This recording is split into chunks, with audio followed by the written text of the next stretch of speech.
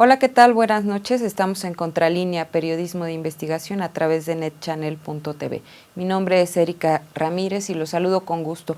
El día de hoy vamos a hablar sobre los derechos humanos en México y cuál es la situación que se está viviendo con casos de tortura, desapariciones, presos políticos, y para eso nos acompaña en el estudio mi compañero Mauricio Romero, periodista de la revista Contralínea. Buenas noches, Mauricio. Buenas noches, Erika. Buenas noches a todos. También está con nosotros Adrián Ramírez, presidente de la Liga Mexicana por la Defensa de los Derechos Humanos. Buenas noches. Buenas noches amigos que nos están viendo. Y también está con nosotros Guadalupe Vicencio. Ella es habitante de Tampico, Tamaulipas, quien nos va a hablar de cuál es la situación que se está viviendo en aquella entidad. Muy buenas noches, gracias por la invitación. Antes de pasar con nuestros invitados, lo invito a que vea una cápsula que preparamos para usted.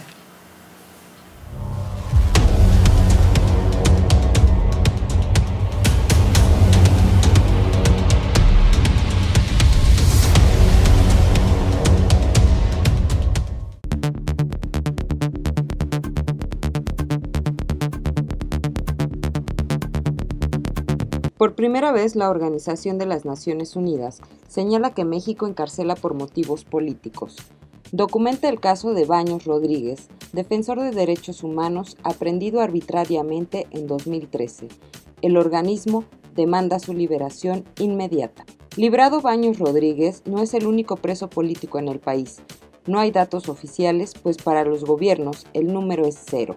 Las cifras alternativas se cruzan. Pueden señalar a decenas o a cientos, depende de la metodología empleada por las organizaciones nacionales o internacionales y del periodo de tiempo investigado. Los dígitos, aunque diferentes, coinciden en una cosa. En las cárceles mexicanas persiste encerrada por motivos políticos una gran cantidad de personas. Por ejemplo, el Comité Cerezo señala 197 casos vigentes, de los cuales 83 corresponden al sexenio de Enrique Peña Nieto, mientras que el más antiguo data de 1995. Adalberto López Martínez, jornalero guerrerense, detenido el 1 de septiembre de ese año en Chilpancingo. Los nombres desfilan y como puntos en un mapa los lugares en que fueron detenidos por cualquiera de las policías o corporaciones armadas. A los datos compartidos por el Comité Cerezo se le pueden sumar los 25 detenidos el 7 de junio en Oaxaca, la mayoría integrantes del Frente Popular Revolucionario, que asegura tener 3 compañeros encarcelados más. Para la Asamblea General de la ONU no hay duda.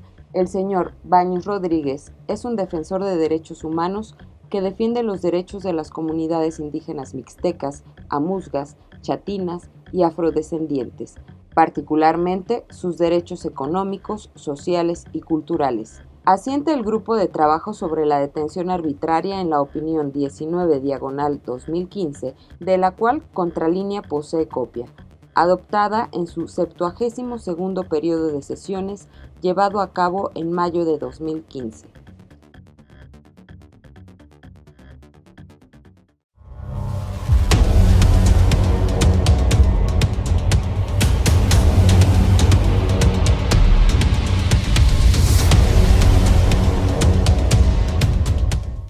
Gracias por seguir con nosotros en Contralínea a través de netchannel.tv.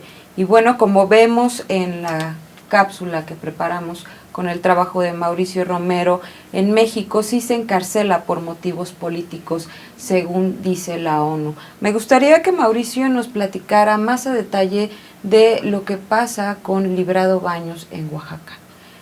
¿Cuándo fue detenido? ¿Cuál es su situación actualmente? El caso de Librado Baños es importante porque el Estado mexicano no puede negar que no tiene presos políticos o que no encarcela por motivos políticos. La propia ONU, en específico un grupo de trabajo sobre detención arbitraria, ya determinó que en México se encarcela por ejercer las libertades, por ejercer una actividad política. Y este es el caso de Librado Baños Rodríguez, quien está encarcelado desde agosto de 2013 por el activismo político, por defender los derechos indígenas y de afrodescendientes del estado de Oaxaca. puesto que él es de Pinotepa Nacional. En esta región de la Costa Chica de Oaxaca está la mayor comunidad de afromexicanos que hay. Y pues este señor, que es defensor de derechos humanos, así lo determina la ONU, como un defensor de derechos humanos, no como un secuestrador, no como un delincuente, que es como se coge el Estado para tenerlo encarcelado. Este señor fue encarcelado exactamente en agosto de 2013. Fueron a su casa en un operativo de 300 elementos, Policía Federal, Policía Municipal, Ejército y Marina. Entraron a su casa, lo cogieron, él estaba con su hijo de 10 años esa noche, era una madrugada, y después desapareció. Se lo llevaron, después se supo que lo metieron en una camioneta de la Marina, sin insignias, y muchas horas después apareció en San Bartolo, Coyotepec, muy cerca ya de la capital oaxaqueña, ya como detenido. Pero en este operativo pues hubo golpeados, hubo destrucción, hubo saqueo por parte de los elementos, incluso al hijo de este defensor de derechos humanos lo golpearon los policías.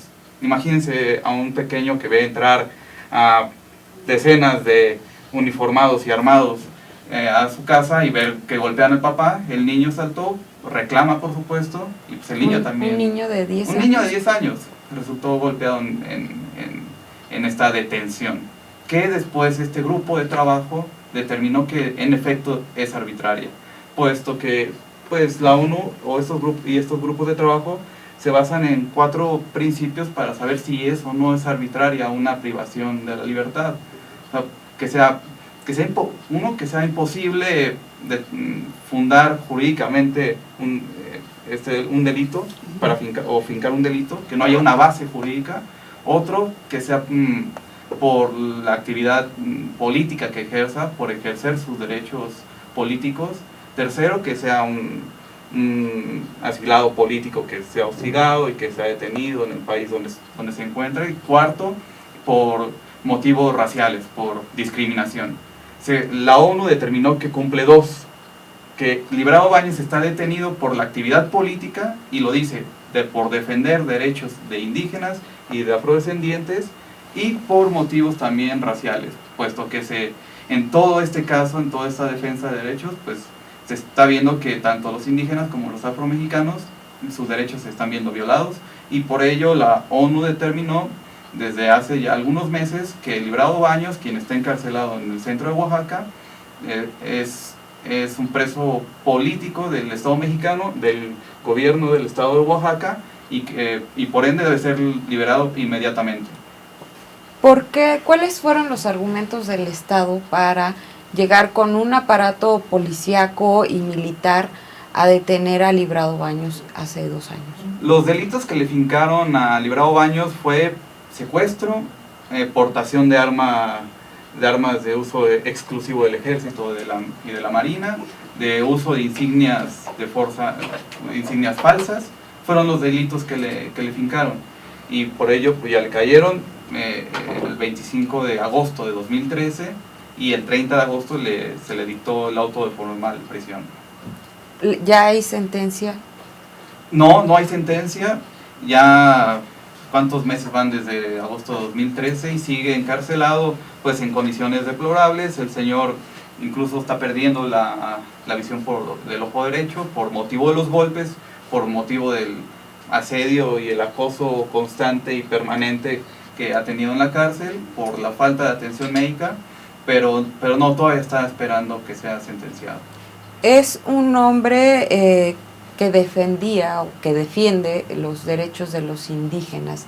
¿De qué manera pertenecía a alguna organización, hacía manifestaciones? ¿O por qué causa tanta molestia al Estado mexicano su participación política? Intentaré resumirlo porque es largo. Los afrodescendientes e indígenas, no solo en Oaxaca, sino en todo el país, pues el despojo de la tierra ha sido generalizado y es una historia de siglos y una pelea de siglos de las comunidades originarias y también afrodescendientes.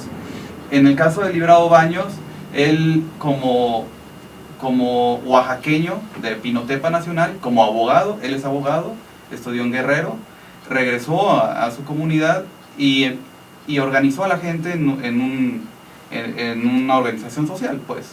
Primero, para pelearle al PRI.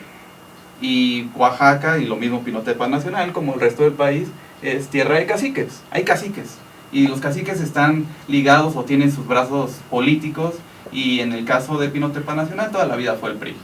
En los años 90, este señor entró al PRD, lograron ganar una elección en 1995. Ahí fue el primer puntito que en su lucha en el escorzor que pudo provocar. Y después ya terminó el periodo en el cual gobernó ese PRD, volvió el PRI y él se dedicó a su organización enteramente. ¿A qué? A conseguir un terreno para inaugurar o fundar más bien una pequeña comunidad de alrededor 200 familias, por supuesto pobres entre los pobres, que tuvieran un hogar.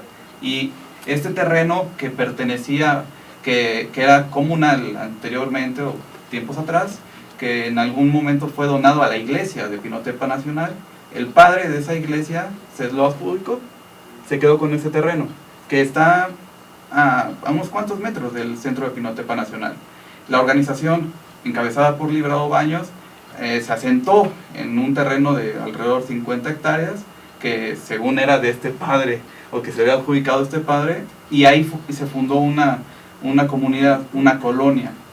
Y pues a partir de ahí, pues todos los gobiernos municipales y estatales pues han asediado y han acosado a esta comunidad y a esta organización pues por la actividad que tienen. En 2013 viene una fractura, que es lo que provoca ya que finalmente Librado Baños acabe en la cárcel, que aparte ya había sido detenido en 2010 junto con su esposa, pero después fue liberado. En 2013 llegó la modernidad a Pinotepa Nacional en forma de un Coppel, según palabras del entonces presidente municipal, quien por cierto hoy es diputado federal, Carlos Sarabia, priista. La organización de Librado Baños, por supuesto, se opuso a la construcción de este Coppel porque se iba a hacer en terrenos públicos. Y después de una lucha, vienen las elecciones, logran construir el Coppel y le caen a Librado Baños y a diversos activistas de esta organización, entre ellos él.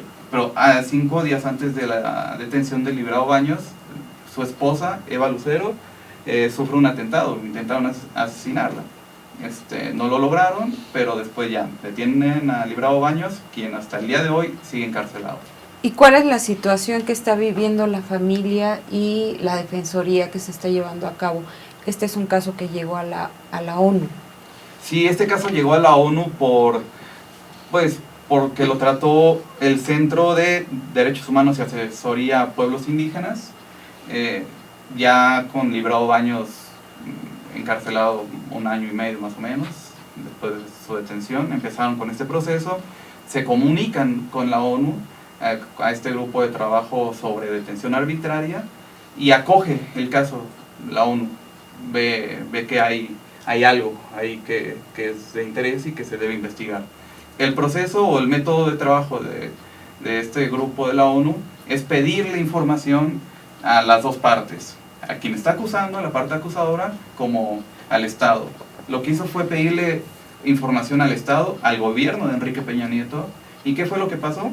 Nada, los ignoró. Lo que deja sentado la ONU en su conclusión es que el gobierno no respondió a la comunicación. Este es un comunicado del grupo de trabajo del Consejo de Derechos Humanos de la Asamblea General de las Naciones Unidas. Lo que asientan es que el gobierno mexicano simplemente no respondió, ignoró a la ONU. Y entonces siguió con el proceso, siguió con el trabajo, recopiló las pruebas, investigó el caso y determinó o concluyó que lo que ya les comentaba. Uno, que Librado Baños fue detenido y encarcelado de forma arbitraria, que no ha sido cuidado de forma médica, que está siendo descuidado, y le recuerda al Estado mexicano que tiene la obligación de cuidar la salud de quien esté encarcelado. Y 3, que lo libere porque es un preso político. Claro, y tú también como periodista te acercaste al gobierno federal, tengo entendido que a la Secretaría de Gobernación, a la oficina de Roberto Campa Cifrián. Así es. ¿Y qué obtuviste? Ignoraron a la ONU. simplemente no tuvimos respuesta. Ni de Roberto Campa, ni tampoco del gobierno de Oaxaca, porque no solo es el gobierno de Enrique Peña Nieto, es el gobierno de Gabino Cue quien también está metido en esto. Ninguno de los gobiernos respondieron.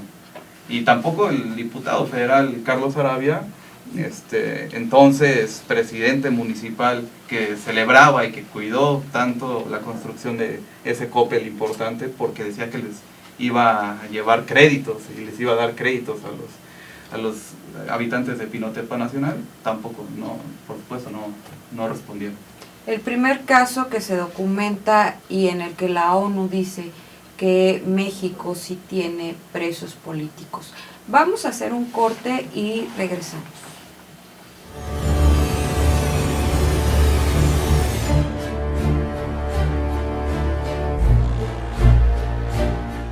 Gracias por seguir con nosotros en Contralínea, periodismo de investigación a través de netchannel.tv. Estamos viendo el caso de Librado Baños, preso político en Oaxaca, quien ha revisado este caso, ha sido revisado por la Organización de las Naciones Unidas. Y para seguir con el tema, me gustaría que primero nos acompañara a ver lo que hizo la Comisión Interamericana de Derechos Humanos en México hace algunos meses.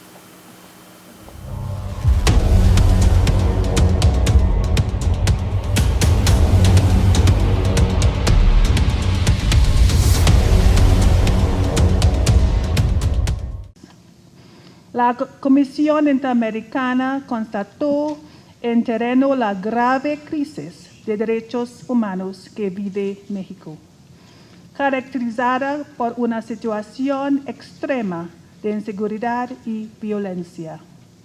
Graves violaciones, en especial desapariciones forzadas, ejecuciones extrajudiciales y tortura. Niveles críticos de impunidad y una atención inadecuada e insuficiente a las víctimas y familiares.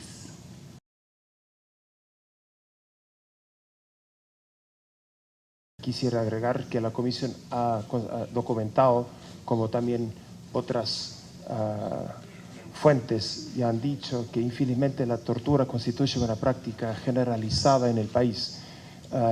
Eso junto con el hecho de que la confesión suele tener un peso excesivo en el sistema actual, sin duda lleva a situaciones en las cuales hay gente encarcelada que no debería estar.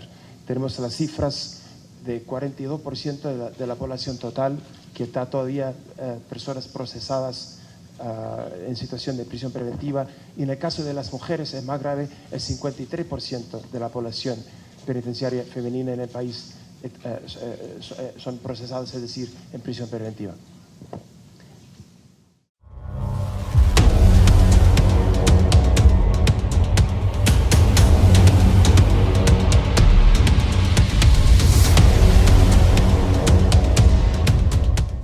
Esto es tan solo un fragmento de lo que ha dicho la Comisión Interamericana de Derechos Humanos, pero me gustaría que Adrián Ramírez, el presidente de la Liga Mexicana por la Defensa de los Derechos Humanos, nos diera también su reflexión al respecto. Ya los organismos internacionales han venido a México a constatar que se está viviendo una grave crisis de derechos humanos en el país. ¿Qué nos dice y hacia dónde vamos con estas observaciones que a mí me parecen dramáticas y muy fuertes? Bueno, primero es importante señalar que el hecho de que los organismos internacionales realicen acciones de esta magnitud, como una visita in loco, como la visita previa en septiembre del relator de detenciones, James Cavallaro, también parte de la comisión, que haya un relator para México por parte de ellos, que el alto comisionado de Naciones Unidas para los Derechos Humanos visitara nuestro país, y ya antes hubiera venido el grupo de trabajo de detenciones arbitrarias, de desaparición forzada de la ONU, y el relator especial de Naciones Unidas para los derechos, para la tortura, son elementos importantes del estado de preocupación que hay en nuestro país. Creemos que es muy importante no minimizar ni olvidar que hace falta también que venga el Comité de Derechos Económicos, Sociales y Culturales en una visita de urgencia, porque es la violación grave a estos derechos la que produce la distorsión o violación grave de los derechos civiles y políticos. Lamentablemente, las violaciones de lesa humanidad como la detención arbitraria, la tortura, la ejecución extrajudicial, la desaparición forzada, atraen mucho la atención, pero las principales violaciones a derechos humanos en nuestro país ocurren precisamente en la violación a los derechos económicos, sociales y culturales. El paquete de reformas que se vinieron dando en el periodo de inicio del gobierno de Peña Nieto son la consecuencia de una política de guerra que se había generado ya con el gobierno de Calderón, que metió el terror como una manera de disuadir o atemorizar a la población en general, en su conjunto, para después pasar con reformas estructurales fast track, prácticamente sin oposición. Y como vino este periodo de ablandamiento que hoy viene con la reforma educativa, entre comillas, que es realmente una reforma laboral, una reforma punitiva, que viene hasta la destrucción total ya de la disidencia política, como acaba de ocurrir en estos días que estamos viendo el programa, con este ataque a la sección 22, y una frase fundamental que da el sello característico del Estado mexicano en este momento: ya chole con tus protestas. O sea, eso que nos llama risa, que la gente, ahora muchos amigos en el mundo se comunican con la Limet para decirnos: oh, ¿qué quiere decir con ya chole? O sea, ¿qué quiere decir ya chole? O sea, pues no me jodas, no me toquen las pelotas, no me molestes, no protestes, cállate la boca, ¿no? O sea, le digo, ya chole, le decimos a los puñales, es porque no te callas, hostia, ¿verdad? Es esta forma de acallar las protestas sociales, pero con un modelo sistemático de violación. De violencia. Sí. Ahora, casi nosotros vamos observando, donde hay estas violaciones graves, hay yacimientos de oro, yacimientos de plata, hay minas de explotación, hay recursos energéticos importantes, hay la posibilidad de romper la tierra, la fractura hidráulica para extraer lo último que haya de hidrocarburos, que es el gas shale, en toda la zona norte del país. Es el jugar al tráfico de personas con aberraciones económicas gravísimas. Por ejemplo, en nuestro país no está penalizada la transmigración indocumentada. O sea, no es delito viajar en nuestro país sin papeles. Eso en la ley. En la práctica no está penalizado eso, pero sí está penalizado a quien les brinda un taco, quien les recibe en un lugar, y proscriben las líneas seguras de transmigración y los llevan a que la gente se vaya a los lugares apartados donde corren riesgo.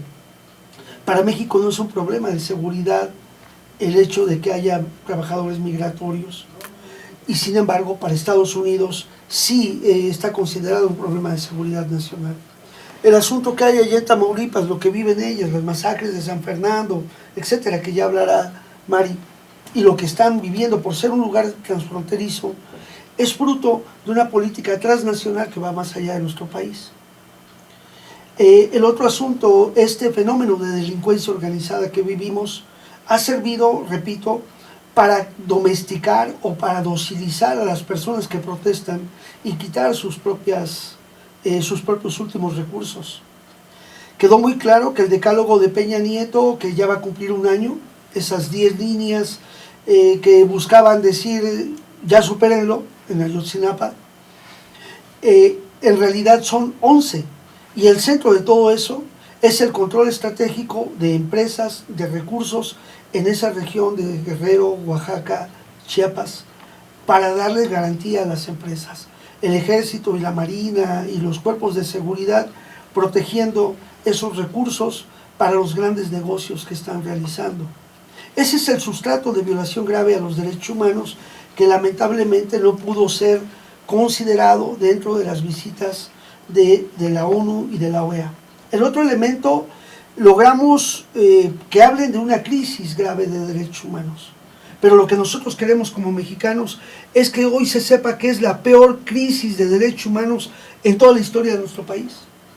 En toda la historia, desde la fundación del Estado mexicano, es la crisis más grave.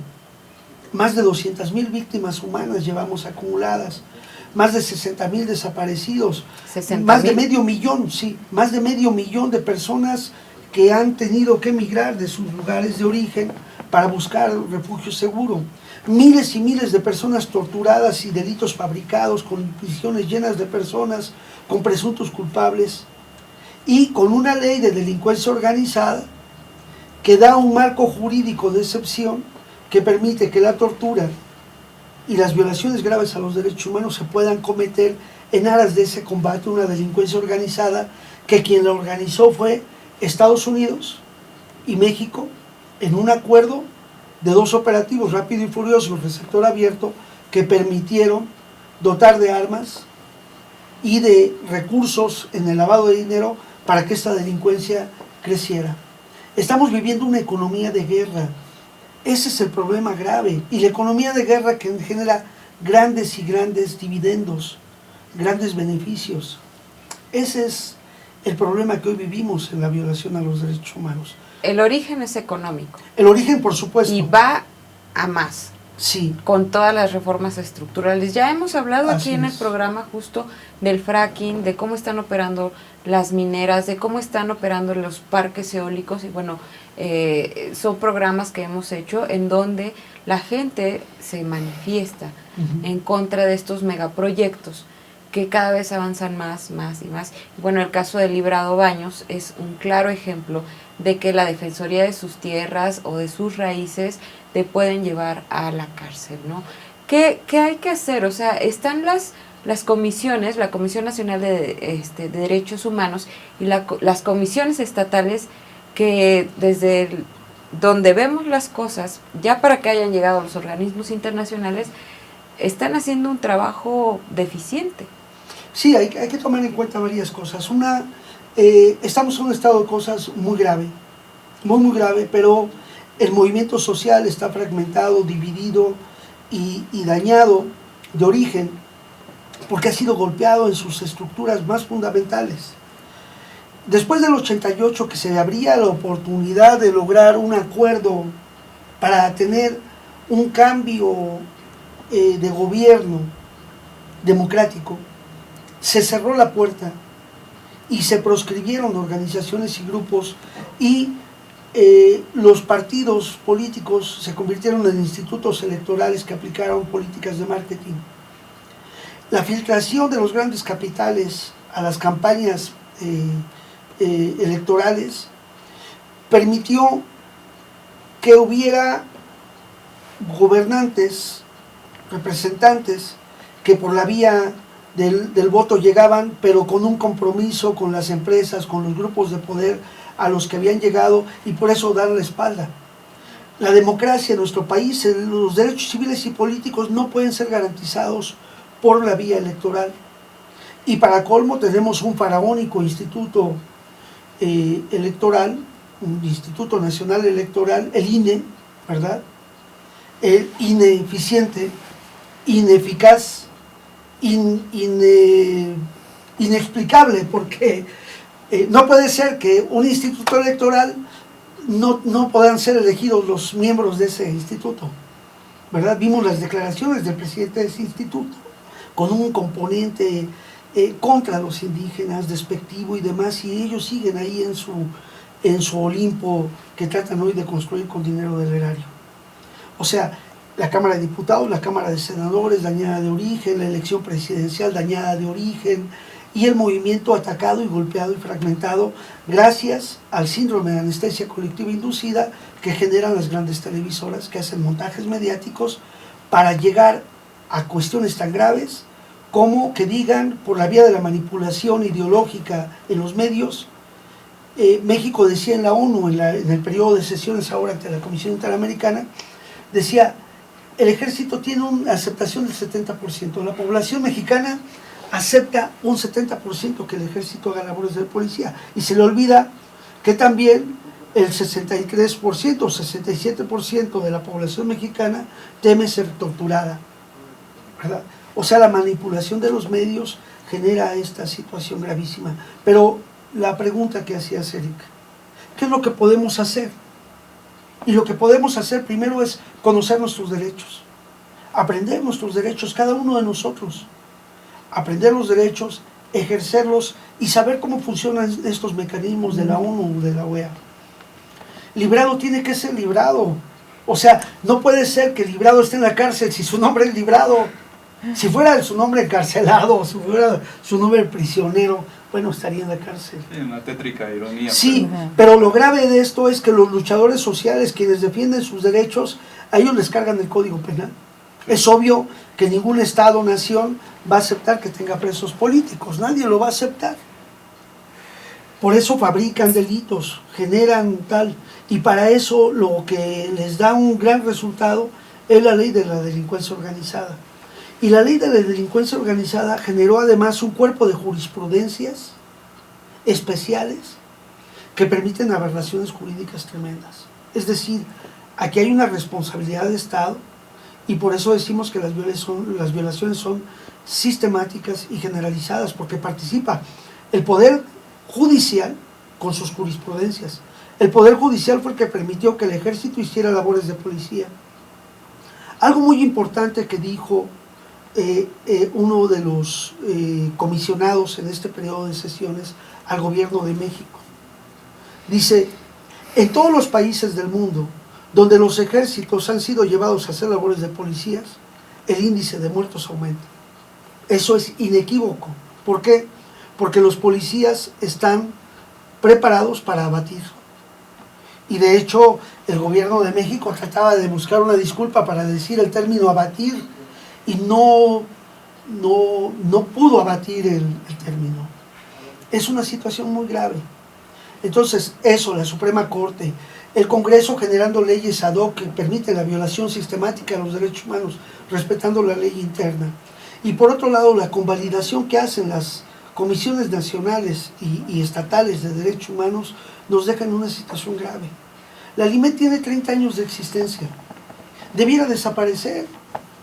México tiene el sistema del ombudsman más grande del planeta. El presupuesto de la Comisión Nacional de los Derechos Humanos es mayor que la Comisión Interamericana de Derechos Humanos. Y no logra estar a la altura de las necesidades de los derechos humanos en nuestro país. ¿Quién viola más gravemente los derechos humanos de carácter sistemático? La Comisión Nacional de los Salarios Mínimos. Y ahora traen una propuesta ahí que quieren quitar el salario mínimo, ¿no? O sea, ya como quitarlo como referente, el salario mínimo debería ser suficiente para garantizar la vida digna de una familia. En fin, estamos ante una situación gravísima que tenemos todos que participar y hoy el pueblo debe convertirse en garante. Y por eso es tan importante que Contralínea esté contribuyendo a este debate y a esta concientización de la población. Vamos a seguir hablando de este tema que es muy grave porque se está hablando de la violación sistemática de los derechos humanos en México, pero vamos a hacer un corte y regresamos.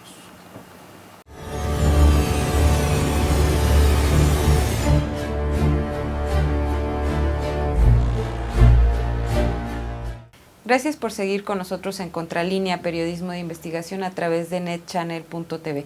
Estamos hablando sobre la crisis de derechos humanos que hay en México y bueno, una de las entidades más afectadas ha sido Tamaulipas y de ahí nos acompaña María Guadalupe Vicencio, que bueno, ustedes han sido víctimas de violencia, pero también de violación a los derechos humanos. Me gustaría que nos comentaras cuál es la situación que predomina en tu lugar de origen. Pues principalmente como ya lo has dicho, la violación a los derechos humanos y pues la inseguridad que se vive a pesar de que hay mucha seguridad en cuestión de militares, gendarmería, policías estatales, o sea, de todo. Sí, hay mucha seguridad, pero es para ellos, para el gobierno, para la zona turística que ellos son los que protegen. pero para la población no, para la población estamos a la deriva.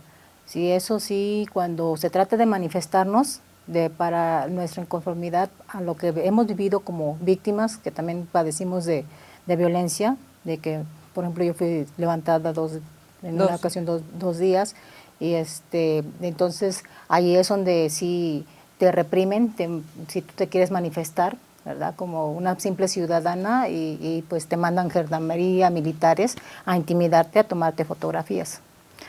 O sea, tú sufriste este acto de violencia, fuiste levantada, Sí. y después te fuiste a manifestar porque no había garantías para ti. ¿Y qué pasó ahí? No, yo cuando yo padecí de esa injusticia, yo lo que primero fui a levantar una denuncia, ¿sí? Se le fue y se fue a levantar a la persona que yo señalé, la fueron por esa persona, pero como esa persona tenía vínculos con pues, personas que andan en la delincuencia, entonces pues al día siguiente yo tenía que ir a rectificar. ¿Y qué pasó? Cuando yo voy a rectificar ya no había nada, no había expediente, no había lo que yo levanté. Entonces ya de ahí pues no había con qué señalar ¿verdad? Con qué me había pasado. A pesar de que yo iba agredida porque me punzaron con una navaja, o sea, no me mandaron ni al médico ni nada. Pasó que pues, no podía hacer nada porque no había ningún expediente. Entonces así pasó, pero volvió a suceder otro hecho de violencia donde se meten a mi casa esa misma persona por haberla denunciado, me va y se mete en mi casa a tratar de matarme, y aparte me roba. Entonces yo vuelvo a denunciar un robo con violencia, ¿sí? Y ahí fue donde yo ya me aguerrí y como ama de casa dije yo, porque me estaban atosigando para que yo ya dejara eso. Entonces empecé yo a estar de terca ahí en los juzgados para que se diera una orden de aprehensión en contra de esa persona. ¿Qué hicieron? La protegieron porque eran conocidas, ¿verdad? La protegieron, entonces pues yo anduve atrás de ella, localizándola, porque logré sacar una orden de aprehensión. Entonces, eso sí, había mucha corrupción, bueno, hay todavía, porque ahí, por ejemplo, en cuestión de los ministerios públicos, a veces abusan hasta de una mujer, porque te dicen, yo te puedo apoyar, o sea, pero te piden una costón, ¿sí me entiendes? Y conmigo no pudieron. Entonces, a raíz de toda esa situación que yo viví, ¿sí? Yo decidí integrarme como activista social para defender mis derechos y los derechos de otros ciudadanos. Y bueno, previo al programa nos comentabas que en el lapso de un año, activistas sociales como tú han desaparecido, ya son 6. Sí, son 6 activistas desaparecidos de los que no se hablan porque pues allá los medios están vendidos. Entonces nosotros decidimos, como amas de casa, también como víctimas, yo y mi compañera y yo, Lili Gom, venirnos a partir de que pasó lo de la desaparición de los 43 estudiantes, empezamos cada mes venirnos hasta acá, hasta México, a manifestarnos en apoyo de ellos y en apoyo también de nuestros desaparecidos, a dar ese grito para que sepan lo que está pasando en Tamaulipas. Caminando. No, eso fue otro hecho que también realizamos una caminata para hacernos escuchar de lo que estaba sucediendo, pero eso fue una cosa que no se dio difusión, no se supo. Fueron 17 días de donde caminata. No nos recibió Peña Nieto, llegamos con quemaduras a 3er grado en nuestra cara, en nuestros brazos, llegamos con una desnutrición, pues llegamos muy mal y con los 3 pies destrozados, con nuestras uñas. La intención era esa, meter nuestro pruebo petitorio y dar a conocer todos los hechos que estaban pasando, tanto en Tamaulipas, y también veníamos en apoyo de los 43 estudiantes.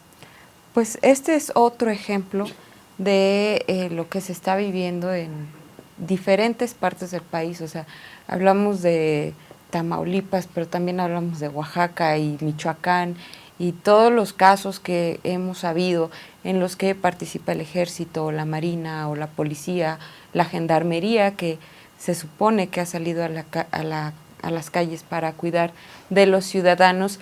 Estamos a punto de concluir el programa y me gustaría que cerráramos con algún comentario específico sobre todo de esto que hemos estado platicando. Y bueno, para empezar con Mauricio Romero, presos políticos en México, ¿hay cifras?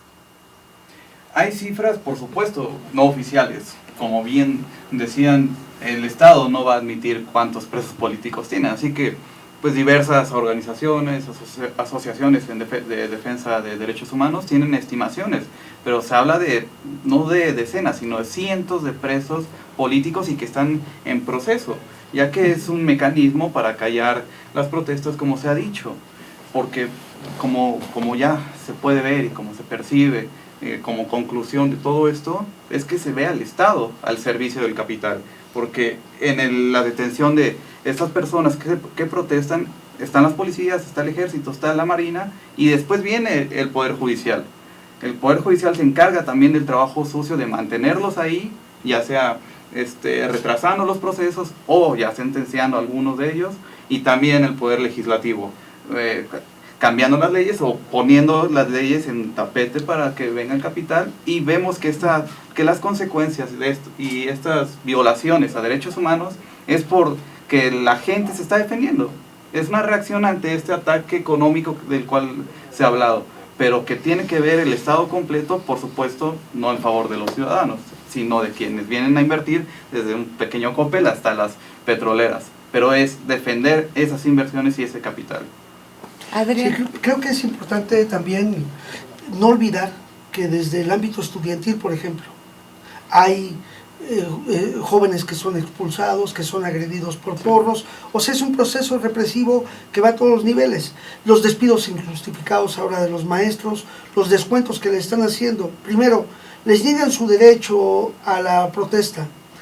Ahora tienen que pagar por protestar, o sea, no tienen derecho a huelga, no tienen derecho a paros, y entonces ahora vienen los descuentos, vienen los despidos, vienen estas cuestiones de castigo punitivo. Las amas de casa van a llevar a los niños a su kinder, a la escuela, a la primaria y demás, y entonces de repente se ven en medio de un fuego cruzado, donde el ejército toma cualquier lugar como escenario de guerra y actúa, es meter el terror en todos los aspectos. Pero creo que lo más importante que hay que señalar aquí es que estamos acortando los plazos de la impunidad y cada vez vamos haciendo más factible la posibilidad de que el Estado históricamente pague por la condena que el pueblo hace. O sea, no tenemos que esperar mucho tiempo para demostrar las mentiras históricas. Ayotzinapa nos ha permitido demostrar la mentira histórica, hemos desenmascarado las mentiras históricas en muchos casos, y también lo más importante que hay ahora es que tenemos que urgir a que el gobierno de México haga un registro claro de las violaciones graves a los derechos humanos. No hay ninguna cifra estadística. En materia de presos y perseguidos políticos, prevalecen no más de 500 en nuestro país. Sin embargo, cotidianamente son detenidos personas y pagan fianza, o están sujetas a proceso, o hay órdenes de aprehensión que no han sido ejecutadas y que están latentes esperando el mejor momento político para utilizar la ley para reprimir y castigar al disenso político, como está pasando ahora con el magisterio. Órdenes de aprehensión de hacía tiempo que quedaron por ahí esperando el momento para preparar las condiciones en los medios de comunicación para golpear al disenso. Por eso lo importante aquí es la unidad, la organización, la red de alerta temprana, la utilización de los recursos, que la gente del pueblo sepa que es garante y que tome los derechos humanos como una herramienta más en las formas de su lucha, y eso ayudará mucho. Y sobre todo que los espacios como que el que tiene Contralínea como medio de comunicación, como revista, pero también como sitio de internet y hoy como televisión, nos dan la posibilidad de llevar un pulso del día a día de lo que estamos viviendo. Claro. María Guadalupe Vicencio, un comentario final. Pues yo quiero aprovechar para hacer una exigencia más que nada en cuestión al gobierno. Nosotros, por ejemplo, en Tamaulipas queremos fuera los militares, gendarmería, todo tipo de eso, no nos sirven para nada. Eso es lo que nosotros también estamos exigiendo, pues no nos sirve. Y pues nada más para irnos a reprimir y a hostigar para cuando nos vamos a manifestar, pues no. Agradezco mucho que nos hayan acompañado en este programa. Es muy grave, como lo dijo ya la Comisión Interamericana de Derechos Humanos, lo que está pasando en México, y nosotros como periodistas y ustedes como defensores de derechos humanos vamos a estar muy atentos de todos los casos que se vayan dando, y agradezco nuevamente su espacio, y gracias a usted también que se puso en línea con nosotros como cada martes a las 8 de la noche. Nos vemos el próximo martes. Gracias. Hasta la próxima.